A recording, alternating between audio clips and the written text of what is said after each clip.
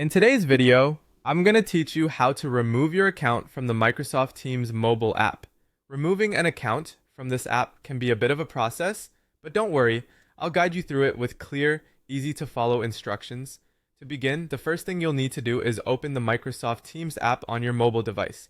Once the app is open, locate your profile picture, which you'll find positioned in the top right corner of your screen. By tapping on your profile picture, you'll open up a menu with various options. Here you want to look for and select Sign Out. Signing out will disconnect your account from the app, but it's important to note that this step alone does not completely remove your account from your device, it simply disconnects it. So let's move on to the next phase to ensure your account is entirely removed from your mobile app.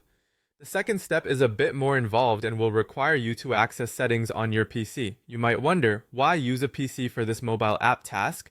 The reason is that to completely remove the account, you need to adjust some settings that will impact all devices you're using. Start by pressing the Windows key along with the letter I on your keyboard. This will bring up your Windows settings. In the settings window, navigate to the Accounts section, and from there, proceed to Email and Accounts. You'll see a section labeled Accounts Used by Other Apps. Here, you'll find your Microsoft Teams account listed. The next part is straightforward.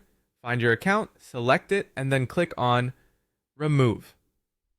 This action will fully remove the account, making sure it's no longer linked to your Teams app on any device.